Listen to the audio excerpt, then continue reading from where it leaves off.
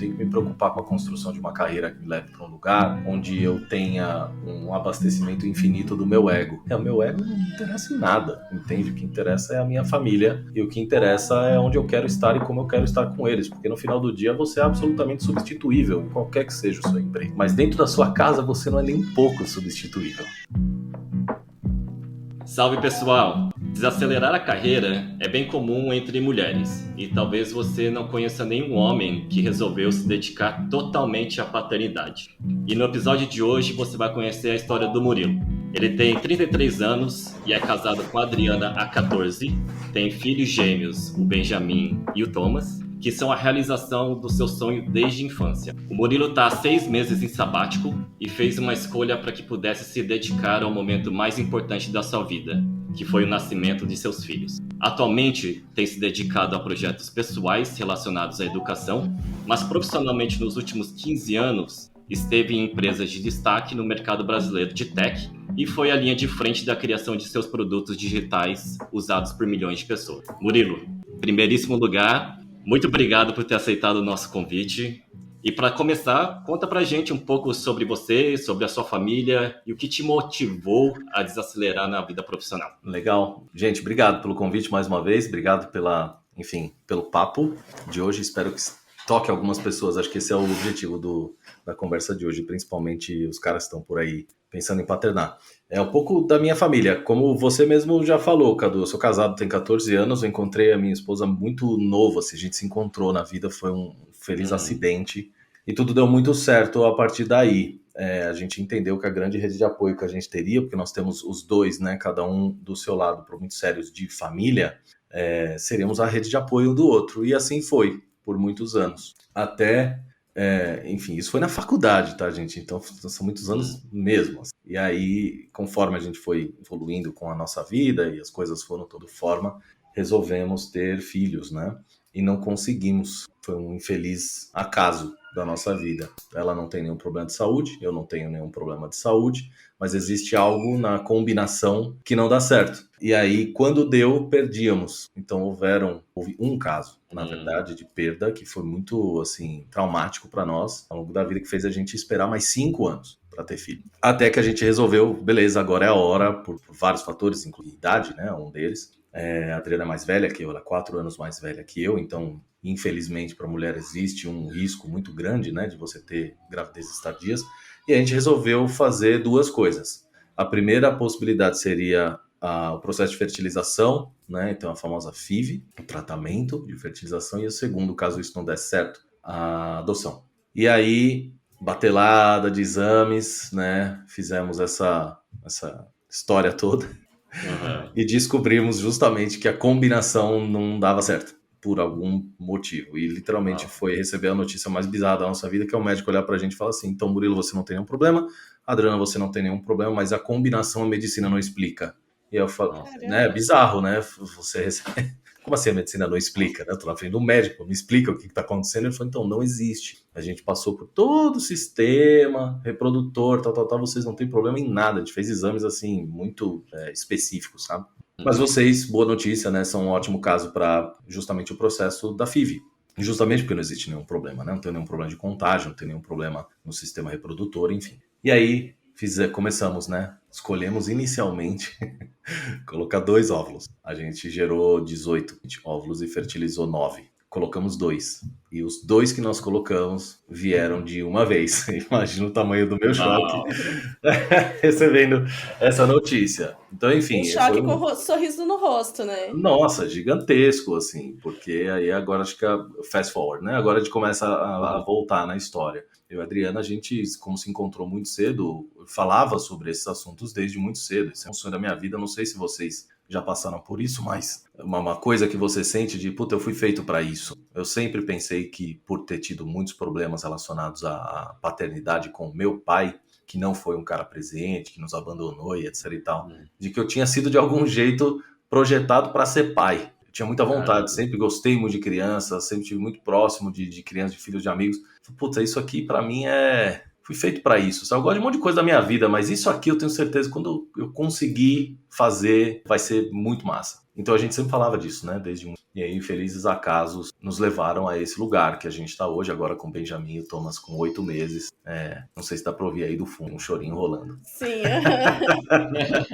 Tá pedindo colo. Exatamente. O Benjamin, já dá para reconhecer pelo chorinho. Olha só. Muito bom.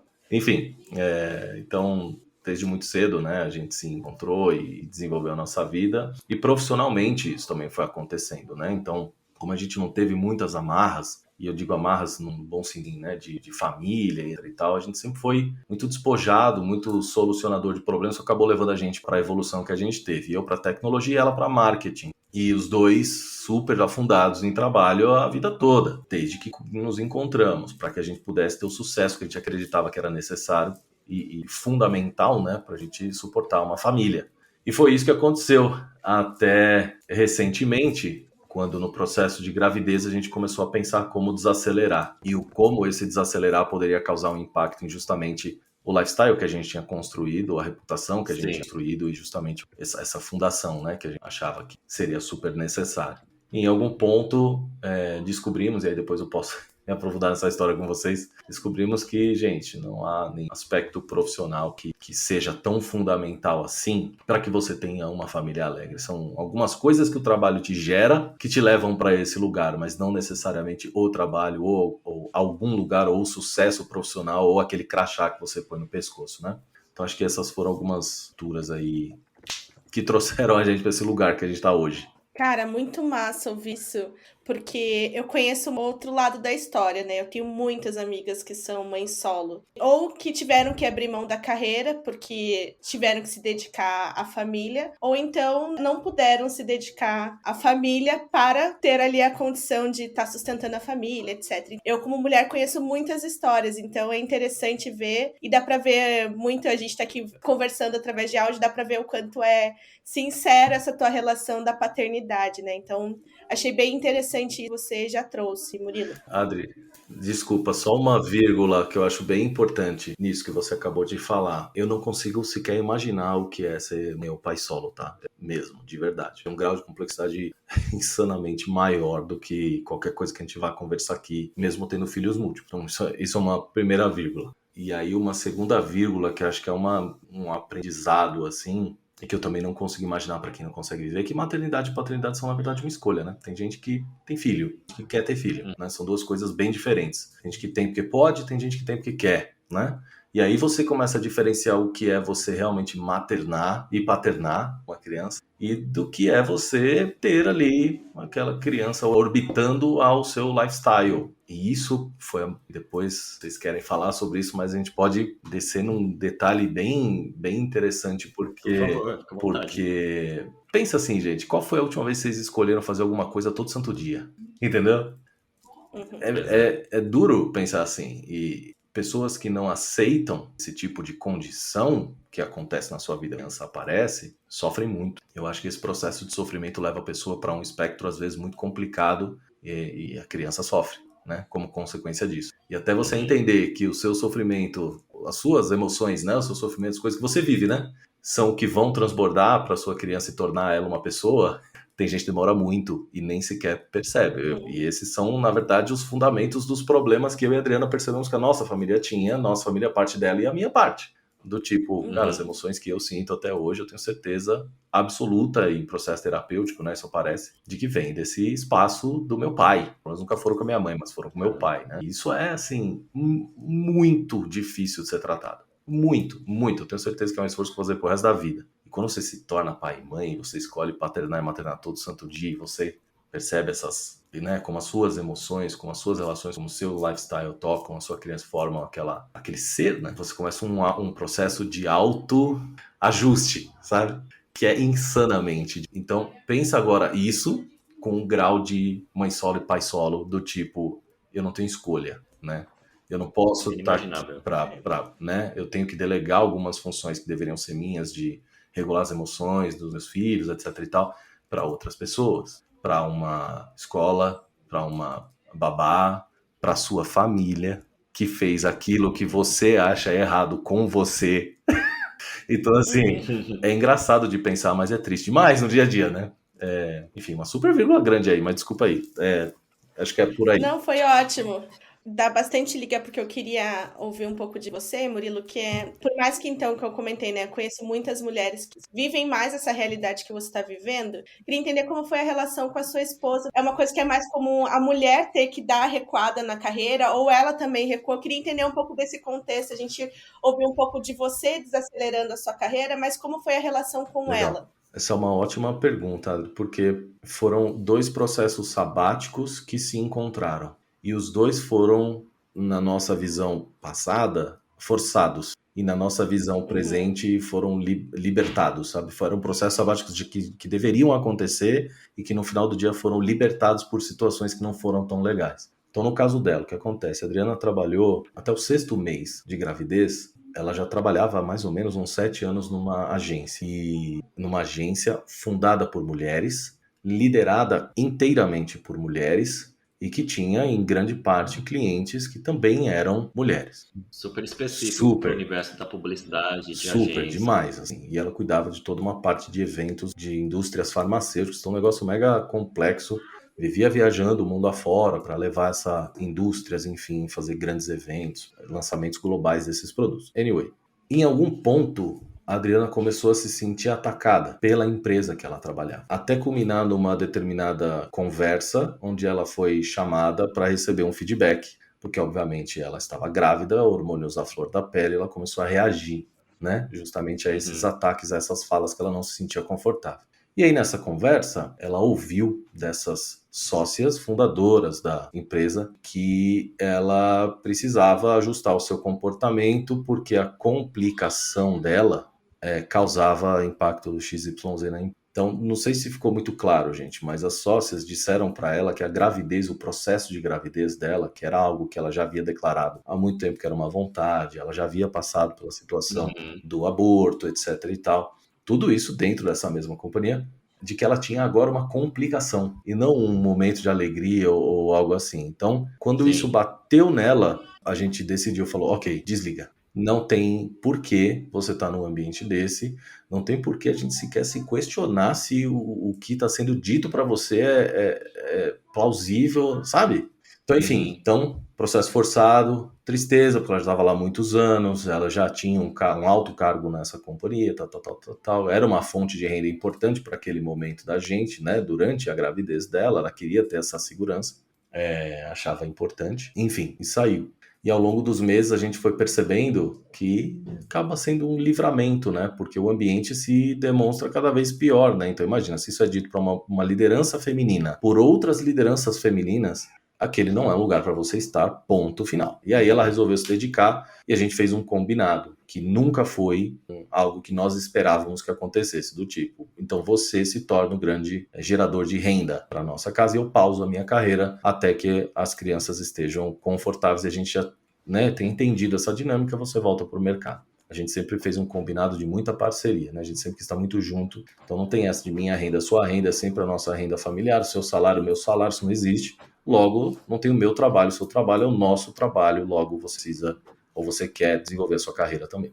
Legal. E aí ela pausou 100%, e isso foi absolutamente fundamental também por causa das complicações de uma gravidez de gêmeos, né, gente? Então, no final, com 6 meses, a Adriana já tinha barriga de 9 meses. Então, normalmente, um trimestre a menos para gêmeos é a mesma coisa que um trimestre a mais para filhos únicos, né, para gestações únicas. Então ela já tinha a essa altura crianças de quase 3 quilos na barriga, quase 50 centímetros. Se fizer a conta chutando para arredondar, tinha 6 quilos de criança e 1 metro de criança na barriga dela com 6 meses e pouquinho, quase 7. Então, insano. Interessante que fisicamente ela já estava desacelerada por conta da gravidez. Total, cara. Não tinha como, assim. E não só fisicamente, emocionalmente também. A sua cabeça já começa a estar em um outro espaço. Beleza. E aí foi ótimo para repouso, foi ótimo para ela se dedicar a esses últimos momentos da gravidez trimestre final, que é o mais difícil fisicamente, né? Um atletismo, assim, muito power que ela precisava ter para conseguir segurar até um ponto de as crianças não fossem prematuras, que também é outro fenômeno importante da gravidez de gêmeos, né? É muito comum a prematuridade.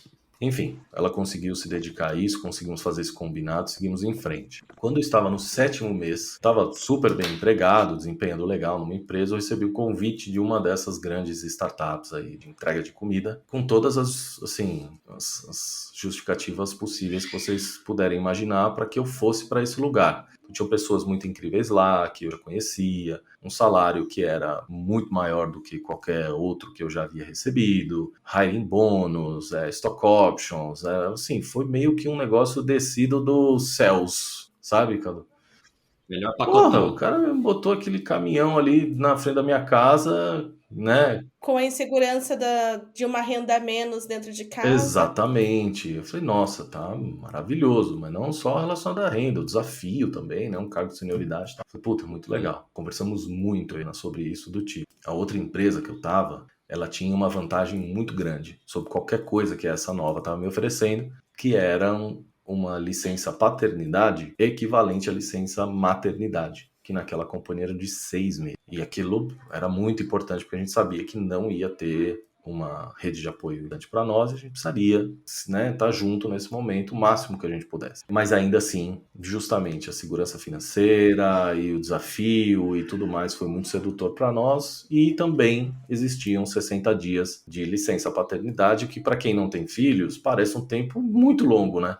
Nossa, eu vou passar 2 meses em casa cuidando das crianças e tudo mais, depois volto para me dedicar, e era um trabalho home office, então eu assim, nem precisaria ir para o escritório mesmo, full home office. Cara, maravilha, vou aceitar. E aí, durante esse processo de aceite, eu falei, olha, 7 meses, está minha esposa, meus filhos são a coisa mais importante que vão acontecer na minha vida, isso acontece daqui 2 meses, eu consigo ajudar por 2 meses e eu vou parar 100%. Depois eu vou voltar, óbvio, mas eu vou parar, não tem condição de eu não estar aqui nesse momento. Puta, fica tranquilo, somos super abertos, etc e tal. Fui, fiz o que tinha que fazer, saí, conheci todo mundo, basicamente, em 60 dias de empresa, né? O que dá pra você fazer? Você conhece as pessoas, faz ali o máximo que consegue e toda uma reorganização, fui embora.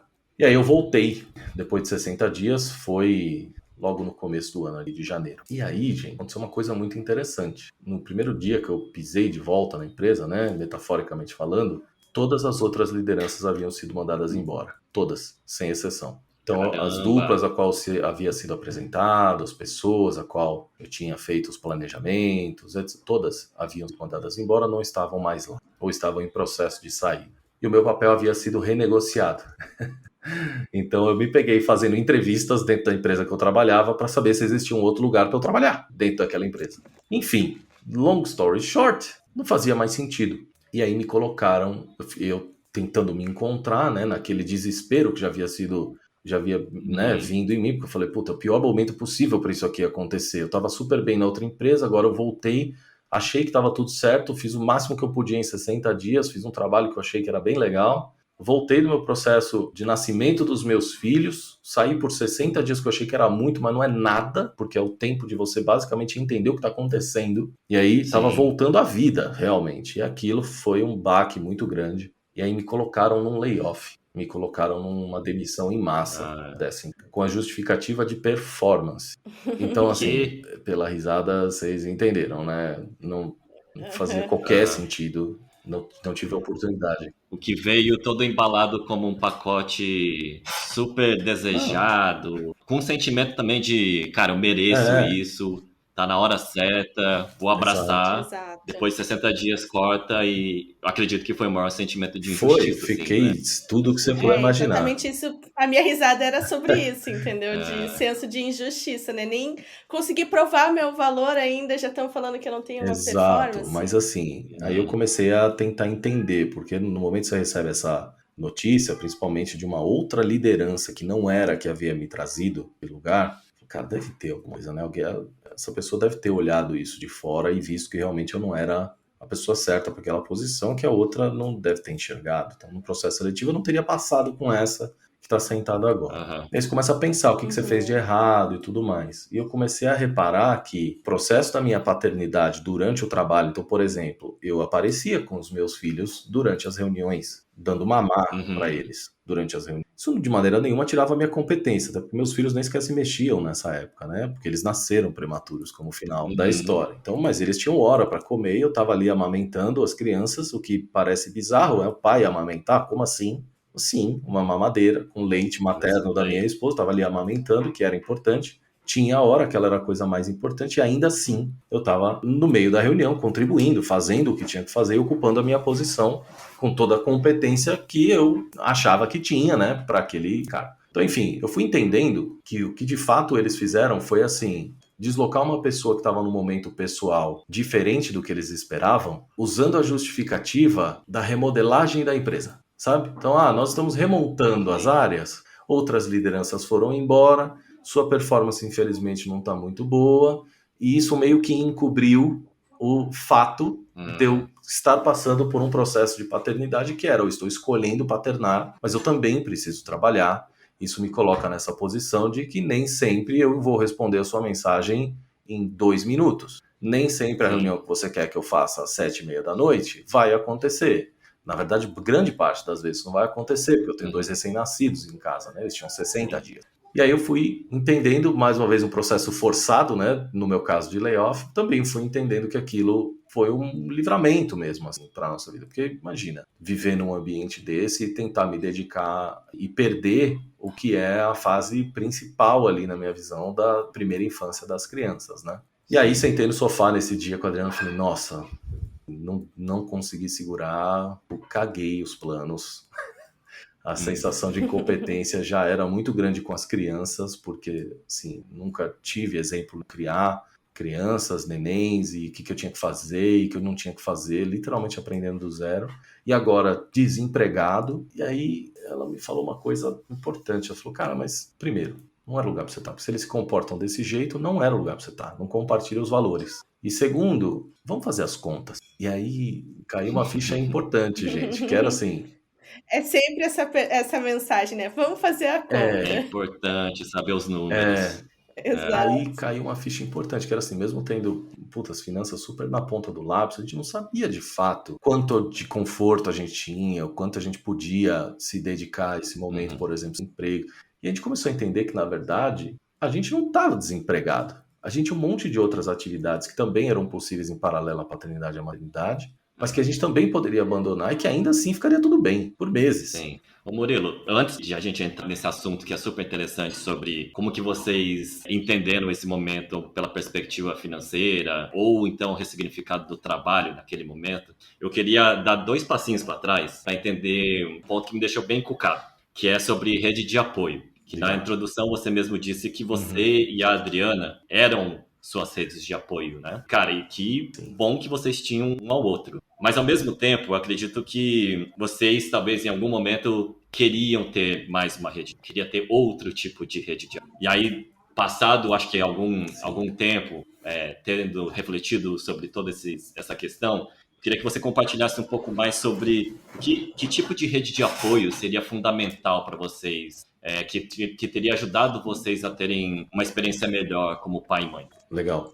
Esse é um assunto bem importante e ao mesmo tempo delicado, né, Cadu? Porque eu não espero que as pessoas entendam, por exemplo, o que é você não ter um pai, ou o que é você não ter uma mãe, ou você ter e eles não serem próximos, etc e tal. Nós sempre fomos a rede de apoio um do outro porque conseguíamos. Então os problemas aconteciam ou com a Adriana, a pessoa Adriana, ou com a pessoa Murilo. Quando as Uhum. crianças vieram, os problemas aconteciam com a família Murilo e Adriana ao mesmo tempo. Então éramos Uhum. 4 pessoas, as 2 crianças e nós dois, desesperados, por exemplo, de não conseguir fazer uma criança dormir, sem saber por que isso estava acontecendo mesmo. Quando você tem, por exemplo, a experiência de uma família, de mães, de pais, de primos, de até amigos, né? Que conseguem aportar isso para você e te acalmar e te tranquilizar, isso aqui muda 100% o jogo. Porque o processo de paternar e maternar, ele toca naquilo que foi o seu processo de como filho,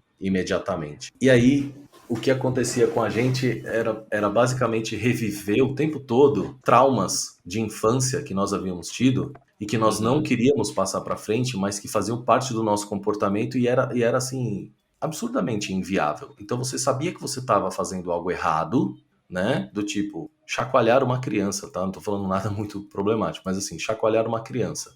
É errado você chacoalhar uma criança, muito recém-nascida, obviamente, né? Por quê? Aquilo lá mexe com o cérebrozinho dela, aquilo vai, né, Uhum. dando uma sensação de desconforto, de desequilíbrio e eventualmente algumas crianças desmaiam dependendo do chacoalho que você der. E a expectativa é que a criança durma, mas às vezes você tá causando um problemaço ali, entendeu? Nossa, Tá ali na montanha-russa. literalmente isso. Balançou demais a montanha-russa, se dá aquela apagada assim, é o que pode vir a acontecer. Mas que era a única alternativa, que era a única coisa que você sabia que você podia fazer, ou você olhava para a criança e falava assim, não sei como trabalhar. Então, ter um colo, ter a presença de uma mãe, ter a presença de um pai, ter alguém que você possa colocar a criança por 30 minutos no colo, para que você possa dormir, gente, para que você possa tomar um banho, para que você possa ir ao banheiro. Essas são coisas muito, assim, básicas, na minha visão, que nós, infelizmente, não tivemos. E no nosso caso, eu considero que ainda foi um pouco pior, porque existiu uma parte da família que tentou trazer uma aproximação. A Adriana veio de uma família bastante grande portuguesa, né? E avós, tias, etc e tal, que sempre se apoiaram ali naquele ecossistema. Mas que nós, de bate pronto, sacamos que era completamente errado, não era o comportamento que a gente queria trazer para os nossos filhos, etc e tal. E por isso cortamos essas. Primeiro tentamos deixar vir, né, essa ajuda, e aí percebemos rapidamente que seria uma ajuda muito pior do que aquela que a gente poderia receber. Então era melhor a gente ir no banheiro com a criança no colo do que a gente chegar na sala e ver uma chupeta cheia de açúcar na boca da criança, entende? Que é errado até os 2 anos, isso tem vários problemas que pode causar. Então a gente não teve a possibilidade de acessar e houveram cobranças por isso da família. E aí o emocional que já é super abalado e a falta de rede de apoio qualificada, né, nesse nosso caso, com uma camada de cobrança da família do tipo, vocês deveriam deixar a gente ajudar, tragam para cá, a gente quer participar, a gente isso e aquilo, trouxeram, assim, traumas muito fundos, tanto meus quanto dela, à tona, e a gente acha que foi, talvez, se não, o período mais difícil da vida dos dois, sem sombra de dúvida, assim. E a conclusão que a gente teve foi, ok, se a gente passa, então, a ter que fazer o que a gente consegue com aquilo que a gente tem, do jeito que dá, e a gente tem acesso, graças a, enfim, os esforços aí do passado financeiro, a comprar a rede de apoio qualificada, vamos atrás disso. E aí fomos atrás de médicos, começaram a explicar pra gente como funcionava, começamos a, enfim, percorrer todos os caminhos possíveis do que eram redes qualificadas de apoio pra gente, só que pagando. Ao ponto da gente contratar especialistas tipo de amamentação, sabe? Tudo que a gente ouvia de amamentação era absolutamente errado. E você achar que você vai sair do hospital amamentando 2 crianças, uma em cada peito, é utópico, assim. É que romantizam demais esse processo da maternidade, da paternidade, né? Querendo ou não, é um indivíduo... São 2 indivíduos, no caso de vocês, 4 ainda, né? Então, a composição, ela não é uma receita de bolo. Você vai experimentando, você vai descobrindo.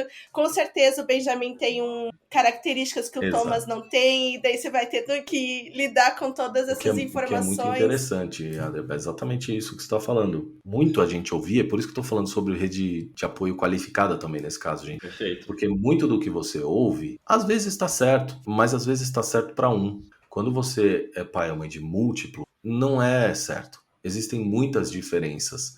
Por exemplo, esse processo de amamentação, como a gente está falando, tem jeito para isso acontecer, para que você possa conseguir dar conta, inclusive fisicamente. Então a gente acabou indo atrás dessas ajudas qualificadas e demorou um tempo para que a gente consiga achar. E esses esforços todos, eles só puderam ser feitos, gente, porque a gente parou. Então, de novo, mais uma vez aquela questão do livramento. Nossa, ainda bem que eu consigo estar organizado para que eu me dedique 100% a isso. Porque se eu não tivesse me dedicado 100% a isso, tivesse feito disso aqui o real objetivo da minha vida, não teria dado conta, ou teria delegado. E aí você começa a ter experiências e perceber que os comportamentos que seus filhos têm, ou que a maneira como eles estão evoluindo, refletem 100% essa coisa que às vezes não é tão científica, entende? Eu vou dar um exemplo só para vocês entenderem o grau da coisa que eu tô falando, tá? Por favor. Temos exemplos. Que eu acho que foi o mais icônico, assim, para nós. A gente ainda tava no hospital, tá, gente? Quando a gente estava no hospital, a avó da Adriana, que é uma senhora de 90 anos, matriarca da família portuguesa, ela chamou a Adriana sei lá, talvez a essa altura pela 10ª vez, para ir morar na casa dela. Então, olha, você vem aqui fazer a quarentena. A quarentena não, como é que elas chamam? Ela deu um nome. Não, sim, o nome correto é o puerpério. Mas ela deu um outro nome, enfim. Que estava relacionado aos 45 primeiros dias. E ela começou, né, botar ali as ordens dela, né? E aí eu vou cozinhar isso aqui para você, vou fazer aquilo lá. E aí a gente coloca um banco para você se sentar e tomar banho e não molhar a sua cabeça. E a Adriana, como assim, vó, não molhar a minha cabeça? Ela, porque os primeiros 45 dias você não pode lavar a sua. Então existe uma crença, aparentemente, de que molhar a cabeça causam problemas. Eu não lembro exatamente com o que era, se era amamentação, se era o processo de autocura ali da Adriana, do que era. Mas você não pode lavar a cabeça. Gente, vocês já imaginaram por 45 dias você não poder molhar a sua cabeça? Assim, eu não consigo... A Adriana ouviu isso e falou, mas nem pensar, não tem condição. Veio o médico na sala. Sabe aquela pergunta, não sei se vocês já passaram por isso também, mas sabe aquela pergunta que você faz para alguém muito especializado em algum assunto, que você já sabe a resposta, mas ainda assim você solta, só para ver o que vai... Foi a gente perguntando sobre lavar a cabeça, né? O doutor chegou naquele dia para ver a gente à noite. O doutor, uma perguntinha, por acaso é proibido lavar a cabeça, os primeiros, não, o período do puerpério e tal? Ele, não, Murilo, sim, isso é anti-higiênico, sabe? E aí eu falei, eu sei que é anti-higiênico. Aí você toma aquele sermão do médico, né? Do tipo, não, cara, não faça isso, vamos, né?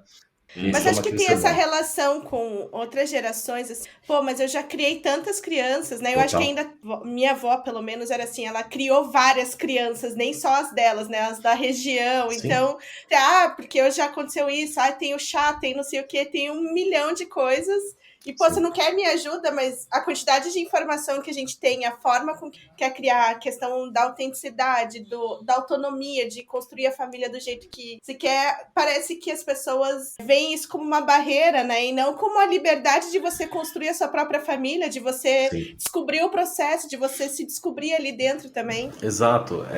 É aí que a gente começa a diferenciar mais uma vez o maternar e o paternar, de você só ter filhos, né? Seria muito simples pra gente ir pra casa da família da Adriana, por exemplo, passar esses 45 que teriam se tornado 2, 3, 6, 9, 1 ano, se a gente quisesse facilmente, assim, muito confortáveis, muito tranquilos, mas aí a gente estaria delegando justamente todo esse processo, né? Eu quero entender o que é ser pai, eu quero entender o que é ser mãe, eu quero viver esse momento. Eu vou ter nenéns na minha casa por 3, 4 meses. Depois disso, eles viram mini criancinhas já, entende? Já começa a sentar, engatinhar, daqui a pouco já tá comendo, daqui a pouco... Então o processo até 1 ano de idade é o processo mais acelerado possível, mesmo. A criança sai de um estágio de recém-nascido a andar, entende? Se você parar para pensar, é um crescimento muito absurdo.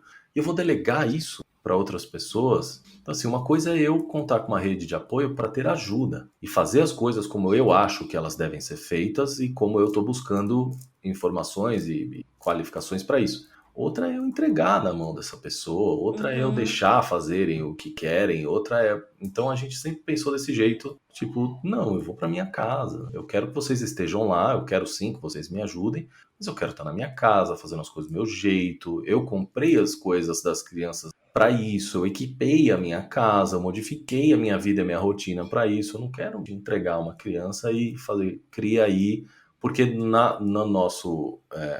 privilégio, né, no alto aqui privilégio, nós podíamos fazer. Então a gente se montou, que é diferente do caso que a gente estava falando lá no começo, do tipo, não posso e tem que ser assim. Então eu não vou ser mais um no meio de 12, entende?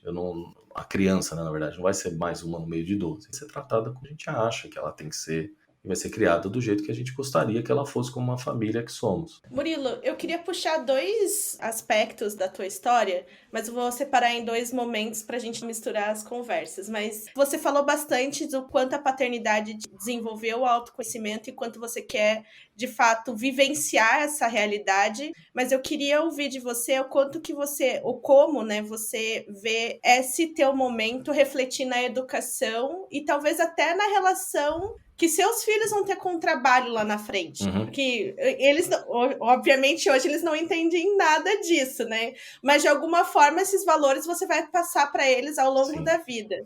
Então eu Sim. queria ouvir um pouco de como que você vê que esse teu momento vai influenciar para eles. Sim. Que para você a gente consegue entender o quanto tá influenciando a sua vida. Isso foi uma pauta dessas primeiras conversas que eu tive com a Adriana. Não foi uma vez, foram várias vezes que a gente conversou sobre. No passado, nós tínhamos uma ordem, sempre tivemos valores muito claros, assim, do que a gente queria e do que a gente não queria na nossa vida, dos valores que a gente compartilhava.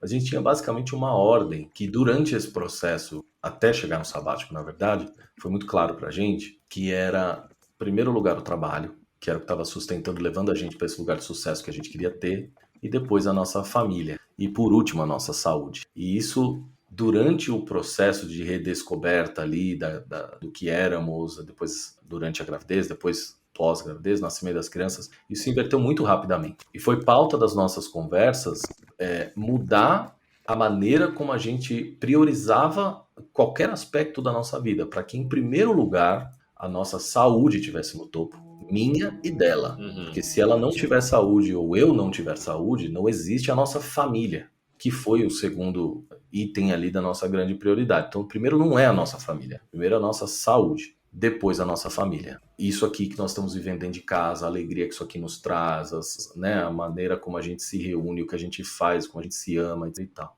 E depois as nossas carreiras e o nosso trabalho. E isso mudou tanto a nossa forma de enxergar a vida, que eu acho que naturalmente vai acabar extravasando para os nossos filhos, sabe, Adri? Tentando responder a sua pergunta bem diretamente. Eu não acho que eles vão, desde o início da sua vida, quando começarem as coisas, perceber que existem pais dentro de casa que são workaholics ou pais que valorizam mais o trabalho do que eles, porque isso não compartilha dos nossos valores e prioridades. E nós não vamos mais fazer isso, nunca mais, na nossa vida. Fazia sentido quando éramos um casal jovem, solteiro, nem tínhamos casado ainda, curtindo a vida, do pouquinho que a gente conseguia curtir, etc e tal.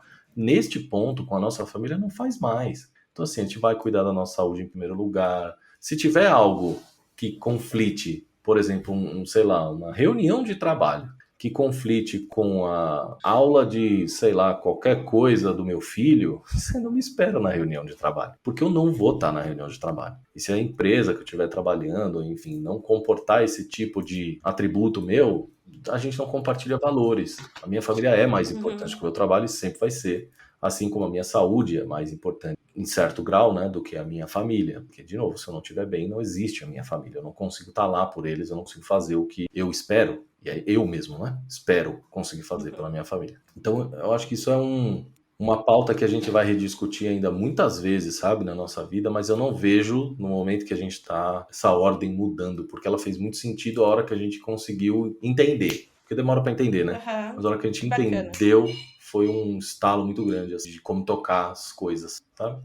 E eu vou pegar a segunda parte da pergunta. Eu tenho muitas amigas, né, que são mães. E é engraçado, né? Não vou dizer engraçado no do cômico, né? Mas na expressão interessante, né? Como as mães, mulheres, elas se reúnem, né? Porque aí compartilha dores, conversa, porque aí é a forma até de vivenciar uma festa diferente de quem é solteira e assim por diante, né? Então eu queria saber como as suas relações com amigos, as suas relações suas, fora a sua família, também mudou ou se vem mudando por conta da tua priorização pela paternidade. Eu diria que mudaram drasticamente, gente.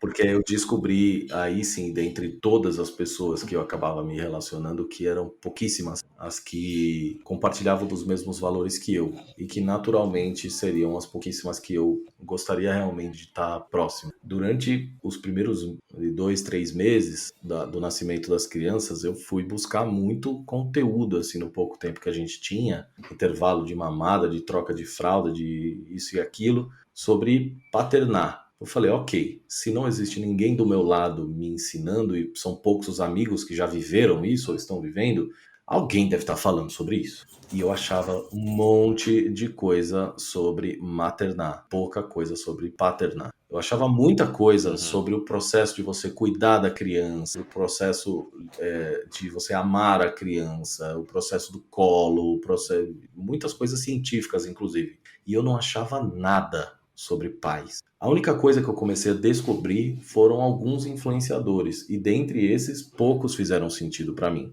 porque poucos mandavam a real do que era paternar. Muitos colocavam o paternar num lugar um pouco romântico de educação do filho só. Mas é aí que entram as características dos gemelares, né? Então, eu não posso só educar os meus filhos. Porque a gente começa na prática a educar os nossos filhos no momento onde eles já têm um pouco mais de maturidade. 2 anos, 3 anos, 4 anos, até os 6, onde se forma aquela personalidade, aquele caráter. Mas e antes disso? Aonde é que eu entro? Eu vou ficar sentado num canto da sala, né? Essa era a minha frustração. Vendo a criança chorar, a Adriana desesperada, sem saber o que fazer, tentando ali ao máximo as alternativas. Então, não. Então, a minha relação com os meus amigos começou a se estreitar nesse sentido, por quem compartilhava e quem conseguia trazer perspectivas de como eu poderia superar essas coisas e ajudar. E não só ajudar, né? Mas fazer parte da solução daqui. Porque não é ajudar alguém que está fazendo, eu entro lá para, né, dar uma forcinha. Não, é entrar como responsabilidade mesmo. Então eu estreitei muitos laços com essas pessoas e encontrei alguns influenciadores que foram me trazendo perspectivas muito legais. Então, por exemplo, tem o Pianjas, né, que talvez seja o maior de todos aí, da paternidade. E eu ouvi ele falar que foi algo que tocou muito fundo assim no meu coração, entrou de que é esperado que você, como pai, esteja nesse canto da sala, olhando de longe, ajudando quando alguém pede, sim, sem sombra de dúvida, mas tendo a função de prover. Ponto. Você acorda cedo, sai de casa, volta à noite, dorme. Dia seguinte você acorda cedo, sai de casa, volta à noite e dorme. E assim é até que a sua criança possa começar a ser educada. Só que o processo de educação, de novo, ele começa desde o momento, é uma educação sua também. Porque a comunicação não verbal talvez seja a coisa mais importante que você passa para os seus filhos. É como você reage, é como você faz as coisas, se comporta. E aí o Piaget fala, se a gente tem uma sociedade, né, que enxerga os homens dessa maneira, qual o incentivo que você como homem tem para paternar? Nenhum. E aí eu comecei a entender que as minhas amigas mães também se comportavam desse jeito. Aí a coisa começou a pegar para mim. Eu falei, ok, então até as mães, que obviamente foram educadas também nessa sociedade machista, esperam isso dos homens? E acham até engraçado em certo grau quando você se coloca, quando você fala alguns termos tipo amamentação, que eu estava amamentando meus filhos, etc e tal. Nossa, como assim, sabe? Você ajuda nesse sentido, você começa a ouvir algumas coisas. É isso que eu queria escutar mais, assim, eu acho que vai ajudar. O machismo estrutural, ele é muito invisível, né?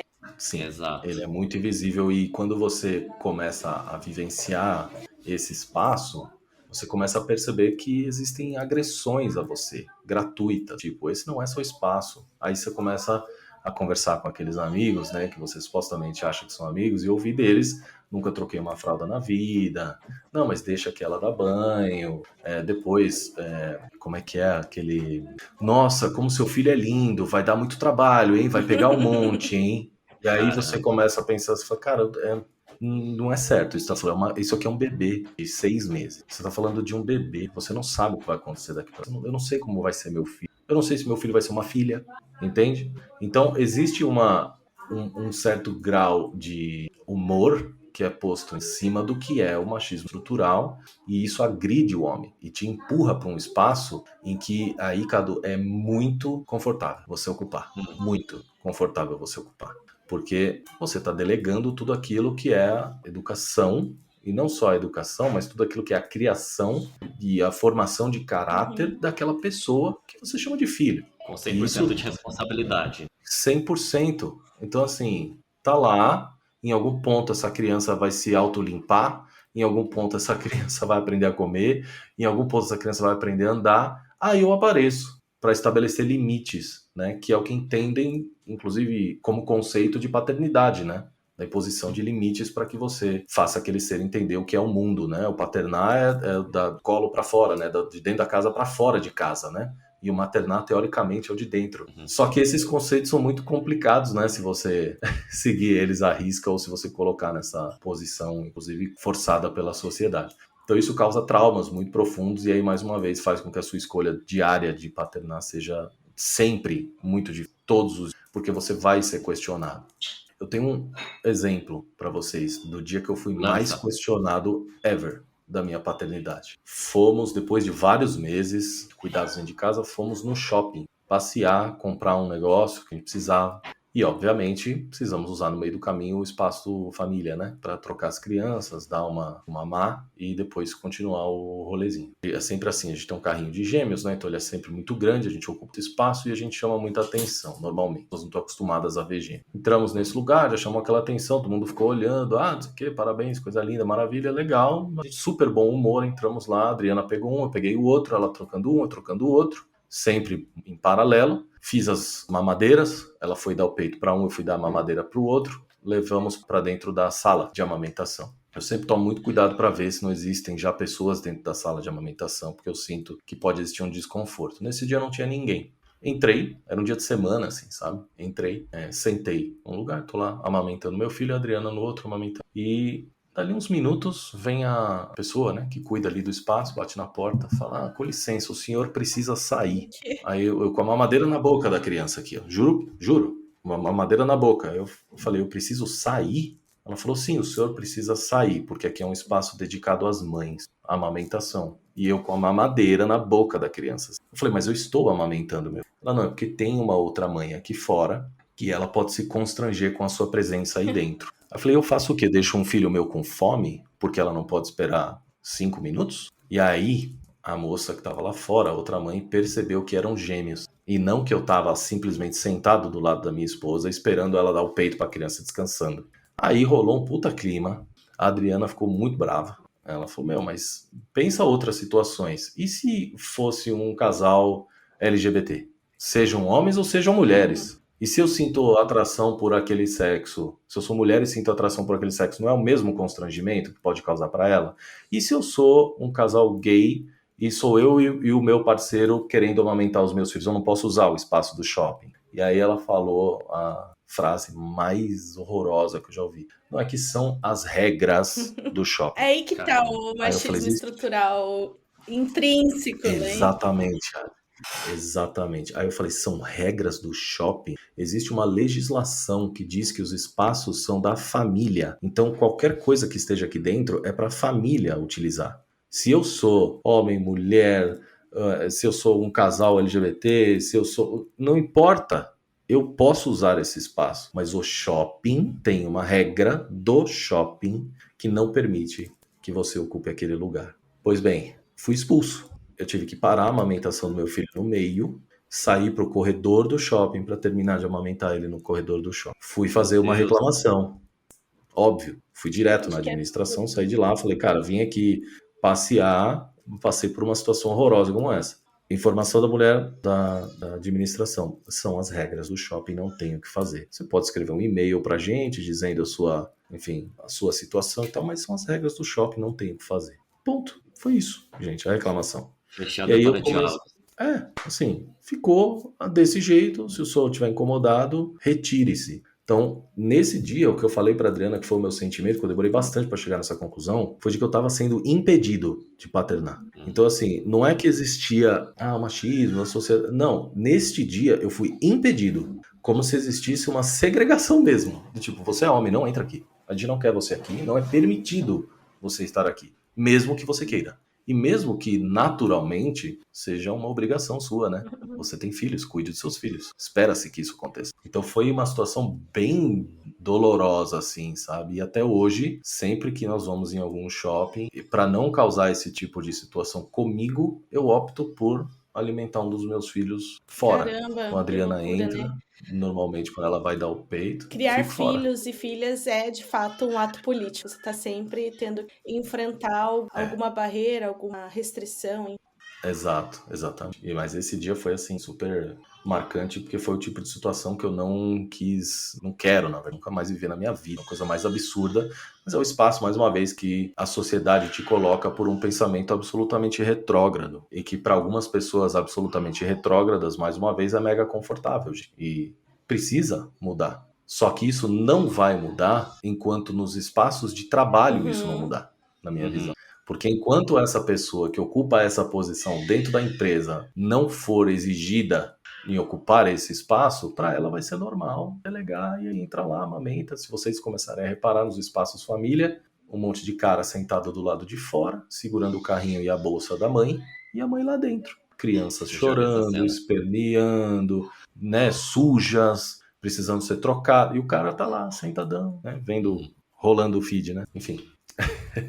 Murilo, é muito interessante o que você compartilhou, acho que tem uma profundidade enorme e a gente não chegou até o fim dela, né? Tem muitas coisas para explorar com o seu relato. Mas tem um ponto que me chamou bastante atenção. Eu percebo que você tem um nível de autoconhecimento, uma compreensão sobre a sua relação com o trabalho, como você quer conduzir a sua vida junto à sua família. E eu gostaria de amarrar esse ponto te perguntando sobre como que você enxerga significado com o trabalho hoje. Qual o valor do trabalho diante desse autoconhecimento que você tem agora? Legal, é uma boa pergunta, Cadu, porque eu estou voltando a pensar nisso, né? Faz alguns dias. E o que eu tenho entendido cada vez mais é que o trabalho tem que ser algo mais transversal na minha vida. Eu tenho que encarar o trabalho não como a base, sustentação da minha vida, como eu falei há pouco para vocês, mas eu tenho que encarar o trabalho como aquilo que vai viabilizar eu conseguir levar a minha família para lugares onde eu gostaria de estar, por exemplo, relacionado a conforto. Fiquem tranquilos que o Tominha está chorando porque ele está esperando o almoço, tá? Eu tava aqui tá só saindo. na... Que bom que por bom motivo. Tá escutando, eu falei assim, ai, que vontade de dar um abraço lá, né? Eu dei isso porque a gente chora doído, né, gente? Mas enfim, quando tá na hora do almoço, ele fica ansioso. Eles estão comendo, introdução alimentar, é o nome disso, estão comendo, agora descobriram que comer é bom demais. Então, sempre que ele vê um pouquinho de comida, ele dá uma choradinha. Beleza. Então, voltando, o trabalho tem que ser algo mais transversal, né? O trabalho tem que ser algo que potencializa aquilo que eu quero gerar para minha família e não o inverso, né? Eu não tenho que me preocupar com a construção de uma carreira que me leve para um lugar onde eu tenha um abastecimento infinito do meu ego. O meu ego não me interessa em nada, entende? O que interessa é a minha família e o que interessa é onde eu quero estar e como eu quero estar com eles, porque no final do dia você é absolutamente substituível em qualquer que seja o seu emprego. Mas dentro da sua casa você não é nem um pouco substituível. Faz sentido? O meu trabalho precisa sustentar isso, e não o contrário. Não é a minha casa que sustenta o meu trabalho. Então, isso, sem sombra de dúvida, é o princípio que eu estou levando para essa minha nova busca aí, esse meu novo retorno aí que deve acontecer em breve. Muito massa ouvir isso, Murilo. E acho que você traduziu muito bem, né, nessa do nosso senso de pertencimento. Até fiquei curiosa, assim, sobre a sua ótica, sobre como você também vê as empresas olhando e te acolhendo mais nesse momento, já que você está refém do trabalho. Você acha que também, então, você passou por uma história bem traumática, digamos assim, que não teve esse acolhimento, mas como você está fazendo, inclusive, para validar esse acolhimento a partir de agora? Como que você consegue filtrar melhor isso? Eu acho que primeiro, são algumas coisas, Adri. Primeira é relacionada às próprias políticas da empresa. Né? Existem várias empresas que você acaba conversando em processo, por exemplo, que não existe qualquer política relacionada à maternidade, tampouco a paternidade, como se fosse, na verdade, um requisito para você não estar lá. Isso eu vejo muito pelos processos seletivos que a minha esposa, Adriana, passa. Ela recebeu outro dia questões do tipo, você tem filhos? Quantos filhos? Você ainda amamenta? Você ainda isso? Fala, pô, peraí. Quais são as políticas que vocês têm para mães e pais? Para que aí a gente possa entrar em assuntos que são relevantes. O que tem a ver o meu processo de amamentação? Quero contexto. Exatamente. Então, sem sombra de dúvida, as políticas dessa companhia. Acho que, em segundo lugar, as empresas são formadas de gente, né, galera? Então, se para aquela posição, se para aquele ecossistema que você está querendo entrar não existem pais, não existem mães, não existem pessoas que vivem ou viveram aquela determinada situação que você está, isso também comprova que é um lugar pouco amigável para que você esteja passando essa situação ou que vai te causar problemas de compreensão, porque vão ser esses os lugares onde você vai se encontrar deslocado. E no meu processo de reflexão, isso acabou acontecendo com a minha última experiência. Eu olhava em volta, tinham várias pessoas mega capacitadas, grande parte muito jovens. Nem passava pela cabeça dessas pessoas serem pais ou mães. Então, ter um pai ali, falando sobre esse tipo de coisa que a gente está falando e se comportando como pai, era estranho. Era estranho. essa questão da diversidade, a gente fala muito sobre isso pelo aspecto ético, étnico também, racial, enfim, orientação sexual, etc. Mas também tem essa questão de qual é a tua formação como família. Que isso também influencia como você lida com a empresa, o horário da reunião. Eu lembro que ela foi a pessoa que me ensinou que não se marca a reunião 1h da tarde. Porque ela, cara, não dá tempo de eu alimentar meu filho e ainda assim participar da reunião. Então, se você não usa isso como uma forma de você evoluir como ser humano também, você está perdendo a chance de tornar a sociedade mais acolhedora. E o que é interessante é que nós estamos falando sobre ajustes que são importantes para que as pessoas performem aquilo que elas são capazes de performar. Então não é que você tem gente ali dentro da sua empresa que não sabe o que fazer, que não performa, que não poderia ocupar aquela posição, que é desqualificada. Não, muito pelo contrário. Pessoas hiperqualificadas. Mas o processo da maternidade e da paternidade exigem ajuste que, se você não tem políticas para cobrir isso, você está perdendo talento. Essa é a grande questão da diversidade, né? Você está perdendo gente incrível que poderia estar fazendo um trabalho incrível pela sua, aí sim, né? Sua incapacidade como companhia de se adequar ao que é a realidade. Então vive-se, principalmente no mundo das startups, eu acho que vocês têm bastante experiência com isso também, mas vive-se num universo colorido dentro da startup onde você ignora esse tipo de situação. E ao ignorar esse tipo de situação, você começa a perder, caso você tenha, né? Essas pessoas para outros lugares que têm um pouco mais de maturidade para encarar esses assuntos e esses desafios. Que na prática, gente, vamos combinar, não são tão problemáticos assim, né? Poxa, você deixar de marcar uma reunião 1h da tarde não mata ninguém, né? Você tem um auxílio para que a pessoa tenha uma creche, uma babá, uma escola, seja lá qual for a alternativa acessível, não mata ninguém. Você ter benefícios como esses que são rapidamente, facilmente implementados, de tempo, de licença e tal, não vão fazer com que a sua companhia vá para baixo. Uma vez uma amiga também, ela tinha sido demitida por conta, tendo que dedicar mais tempo ao filho dela. E ela falou assim, o pior é que a empresa não sabe que eu conseguia com menos tempo entregar muito mais. E o fato de eu depender desse emprego me fazia entregar muito mais do que eu precisava. Então a moeda era muito injusta e ao mesmo tempo eles mesmos não percebiam o valor que eu tinha, o quanto eu conseguia fazer muito mais. E a minha dependência daquele salário, né, para eu manter a qualidade de vida do meu filho, me fazia querer sempre garantir que eu estava ali. Então é louco de pensar que as empresas também não entendem que se você suporta melhor a qualidade de vida que os funcionários e as funcionárias vão ter, na verdade cria um laço muito mais duradouro ali da relação. Totalmente, né? Totalmente, porque aí você mostra a relação ou o tipo de relação que você quer ter com funcionário e funcionária. Se eu não ligo para você, exceto das 9 às 18, e na verdade não ligo nem nesse período, né? Porque não importa para mim o que você está passando, o que importa é o tamanho do desempenho que você tem aqui dentro. Em algum momento você vai atingir um limite e aquele lugar passa a ser não mais interessante para você. E aí você perde como negócio, né? Porque trazer pessoas é muito mais caro. Aliás, manter pessoas é muito mais caro do que você trazer, é muito mais barato. Trazer do zero, voltando. Oh, meu Deus! Manter pessoas é muito mais barato do que você trazer novas pessoas. Ótimo. Tá certo, era isso que eu queria dizer. Murilo, uma curiosidade que eu tenho, você tem com certeza uma rotina aí bem tumultuada com os seus filhos, mas eu queria saber como que é o seu dia e como você, Murilo, recarrega suas baterias. Legal. Bom, meu dia começa muito, muito, muito cedo, né, gente? Com 2 crianças, mais ou menos entre 5 e 6 da manhã, as crianças acordam. E aí, funções básicas das crianças ao longo do dia inteiro. E o que eu faço nos intervalos para recarregar a minha bateria individual é basicamente ficar um pouco mais calado e tentar internalizar momentos onde eu possa realmente descansar. E agora eu estou começando a conseguir ampliar esse meu horizonte e fazer coisas, eu, Adriana, fazer coisas até com as crianças, mas manhãzinha padrão, mamar, a gente toma o nosso café, eu faço café para mim, faço café para Adriana, é um costume que a gente tem. Depois a gente dá uma frutinha para as crianças, fazemos elas dormirem. E aí nós temos ali mais ou menos uns 30 minutos, 1 horinha para a gente desenrolar qualquer coisa que a gente queira fazer. Então às vezes eu vou dar um passeio com a Adriana, ela sabe tomar um sol, às vezes a gente vai, enfim, assistir um programa, às vezes a gente vai, agora estamos na pegada de jogar um videogame junto, descobrimos que dá para fazer isso, que a gente nunca tinha feito na vida, que também é bem legal.